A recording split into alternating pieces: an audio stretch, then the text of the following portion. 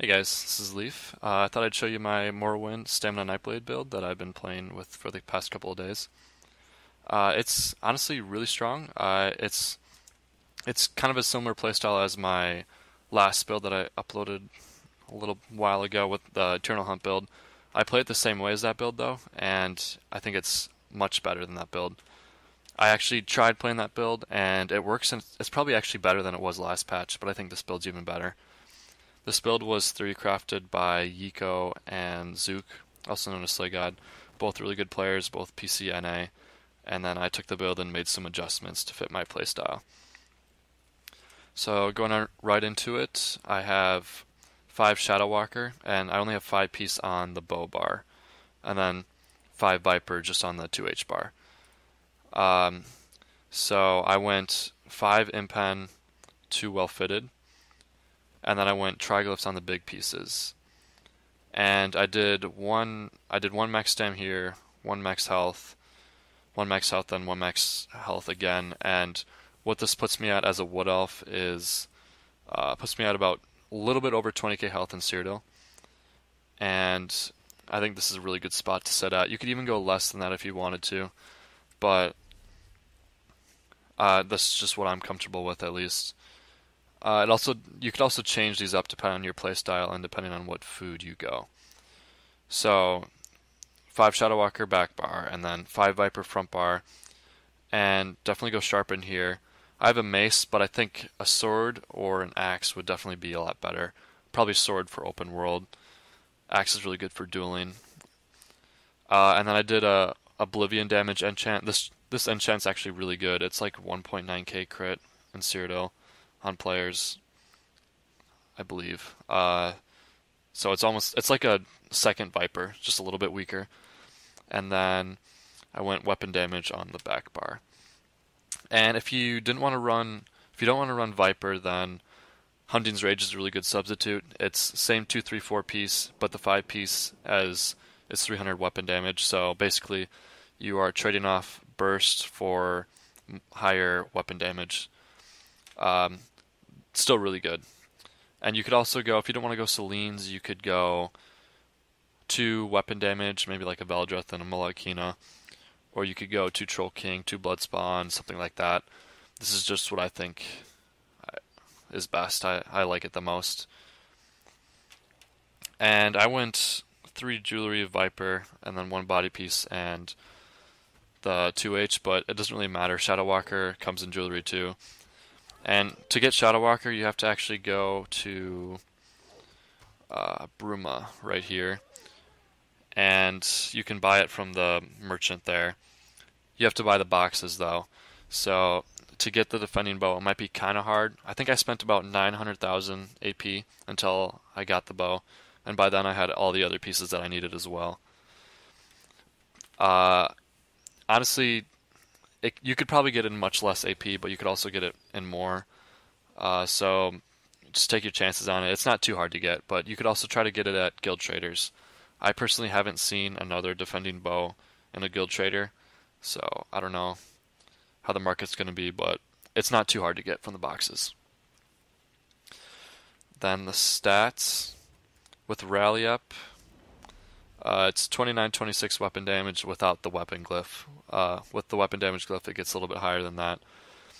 And then 28, 520 max stam. And those are kind of low, but because we have double procs, it's a lot of burst damage. And then, so your health is going to be about 20k in Cyrodiil, depending on what food you use. 11,000 max Magicka, and then 1200 magic recovery. I really like these 2 stats. I'm just used to playing with this much Magicka and this much magic recovery. I find that it's just the perfect amount. I never really feel like I run out, but I always feel like I'm using it.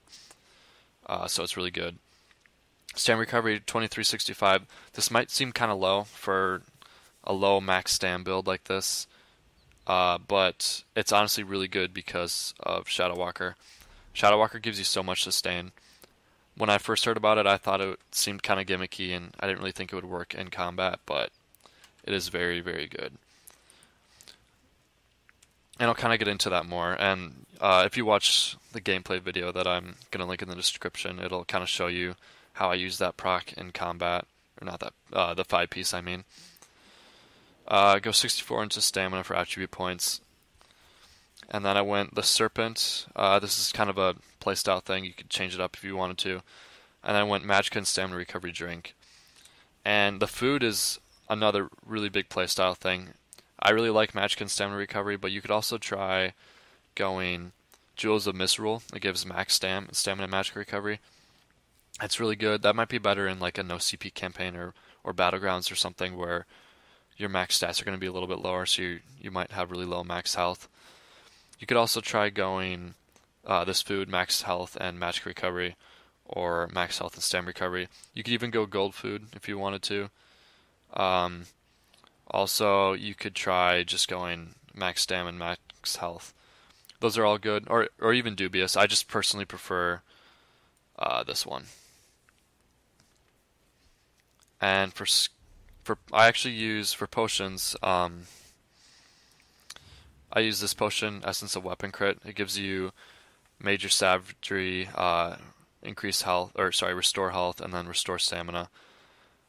Because of the Magicka recovery and max mag that I have, I never really feel like I need to use a pot to get more.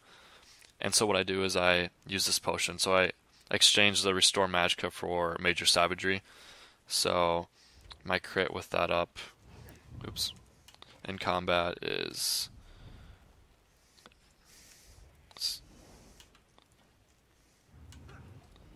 55.5%. That's with minor savagery that you get from Nightblade passives. So 55.5% in combat. Without the potion, it's I think 10% less than that. So a pretty good crit. And crit resist 2262. This is kind of low, I guess, but because we have a lot of points into Ironclad, I still feel, I don't know, it feels good to me. Spell and physical resist pretty standard. You could actually get those up by going potentially 2 heavy if you wanted to, or maybe 5-1-1. And that way you also wouldn't have to run max health enchants if you wanted to get to 20k health with this food. But I have not tested it, mostly because I don't really feel like grinding out the Selene pieces. I think it would be good, but I haven't tested it yet. And then as for races, I am a Wood Elf, but I think the best races would probably be either Imperial, Redguard, or Orc. I think Wood Elf is good, but I think those three might be a little bit better. I haven't tested them yet, but I don't know, their passes just seem like they would be stronger. Something about the Wood Elf passives is that it's kind of like people consider it like the sustain class. Increase your stamina recovery by 21%, but Redguard, it's not far behind. It might even be better, I'm not 100% sure. But it might even be better sustain, and you get 10% max stam, I believe, instead of just 6%. And I don't really use the stealthy passive, but if you're a ganker, I guess it's good. And then for skills, Executioner, you could also swap this for Killer's Blade. Killer's Blade is a little bit cheaper, and it heals you. It also gives you a little bit of weapon crit. But I just prefer Executioner. I like how you don't have to have them at 25% health for it to execute them. And I just find it to be a little bit smoother. That's just my opinion. Rally, pretty standard. Ambush, you could also switch this for Crit Rush or Stampede. It's a little bit cheaper than Ambush is, but Ambush gives you the weapon crit. It gives you Empower, and you can also use it while you're rooted, which is especially good against Sorc Mines. So it's, another one of those preference things. I also just like Ambush. I just like the animation a little bit more. Some people told me they hate the Ambush animation, so I don't know. It's personal preference. Surprise Attack, pretty standard. Fear, pretty standard. A lot of people just use Fear for the stun, but another really good thing about it is that if you get dogpiled or there's a lot of people chasing you, and you're roll dodging trying to sprint away, you could just quickly turn around, switch bars, Fear, and then keep going. It helps me a lot. I use it a lot in combat. Incap, pretty standard. Really good ult. Actually, a really good combo you can use with Incap is, it was a little bit better last patch. but if you do a heavy attack while someone's about to gap close you, and then you let it go and quickly switch to your in cap, it's almost guaranteed kill. One thing about it though is that they made it so that you can't hold heavy attacks anymore, and also I believe they do a little bit less damage now, heavy attacks. I'm not 100% sure, but I know that they buffed light attacks a lot. So you could even just do a light attack if you don't have enough time to channel a heavy.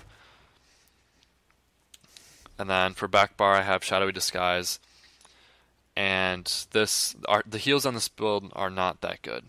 But if you're in Shadowy Disguise, every single heal is a crit, and that makes your healing so much better than it would be otherwise.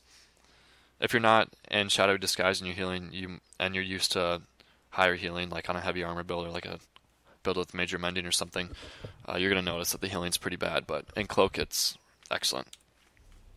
Shadow Image, and this is one of those skills that a lot of people, I feel like, don't really like to use, and I understand that. It's kind of like a personal preference thing, playstyle kind of thing as well, but with this build specifically, in order to get the standing still cloaks in combat, you kind of need to port to your shade and then cloak, because if you have like 5 people on you and you just sit there and cloak right in front of them, they're probably gonna uncover you. So porting back to your shade and cloaking a couple times for the max stam is really good. And then poison injection. A lot of people actually ask me if I think relentless focus is better than poison injection, and I personally like poison injection a lot more. Poison injection gives me a lot of killing blows, and the tick when they're in execute range is really high. Like on well-built people, it's easily over 2.5k crit, sometimes 3, 4k. I've even seen 5k crits with it. It's really good.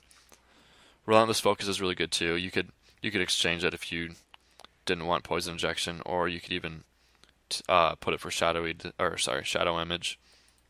But relentless focus gives you minor berserk and minor endurance, and then you can also use the proc, which is actually pretty strong now. So just playstyle thing, but I personally like shadow image and poison injection. And then shuffle, you kind of need that snare immunity still. Also the major evasion is really good too. Vigor, pretty standard.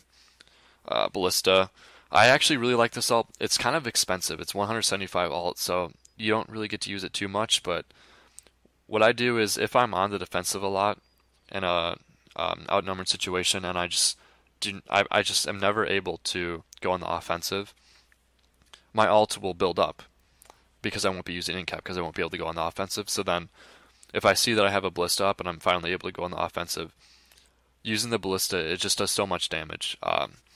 So pretty much, in my opinion, use the ballista only if you have it up because you haven't been using your ult. Otherwise, just use incap because it's so cheap and it's so strong. But ballista is really good, especially if you put your dots on them and then ballista and then fear them. Substitutes are Soul Tether, really good ulti. You could also try to go Dawnbreaker Smiting, Shooting Star.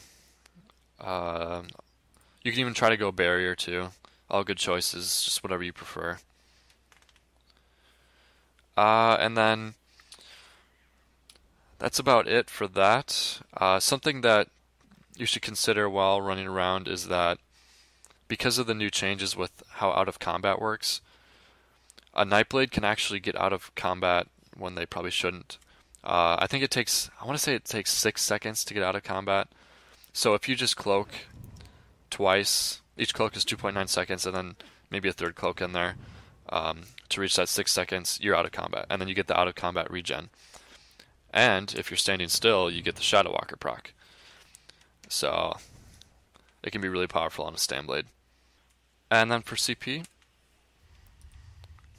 I have 37 into Warlord, 6 into Sprinter, and 2 into Bashing Focus. I bash a lot with Light Attack, Surprise Attack, Bash, so it's kind of nice, but if you want to put them somewhere else, you can. A lot of people ask me about Siphoner. I personally don't think it's worth it, because if you're fighting outnumbered, then you're probably trying to get kills quick. So having the reduced recovery on an enemy, it's not really going to do much. If it's more of an XV1 type of CP star, I think. If you're in group, it might be really good, but for solo, I would say don't run it unless you're dueling. 75 into Mooncalf, any more points, and they're kind of going to waste because it can only go up to 15%. 15 into Arcanist, and you could also consider putting some points in Tenacity. I just haven't. 1 into Befoul, 72 into Tumbling, and 2 into Shadow Ward. The CP, I actually tried putting a lot of points in here to get like 30% reduced healing, I think it was. And I personally didn't find it very effective, but I don't know, that's just me. I don't really think it's that good outnumbered, but you could try it if you want. No points here. Blessed is not really that good anymore, so I don't really put any points in there. 72 in Master at Arms. This is a really good CP star. Also, I might consider putting points here, Physical Weapon Expert, because light attacks do a lot of damage now. 72 into Precise Strikes, really good CP star. 56 into Mighty, they kind of nerfed this star so it's not as good anymore. And then 10 into Piercing. I would definitely try to get this Last Stand passive. You have to put 120 points into this tree. It's pretty good, especially, I don't know, it's pretty good. 51 Ironclad, this is a really good CP star. 38 Resistant. 23 Thick Skin, 49 Hardy, 49 Ally Defender. They kind of nerfed these two stars, so they're not as good anymore, but you still want to get at least 120 points in this tree because of Unchained.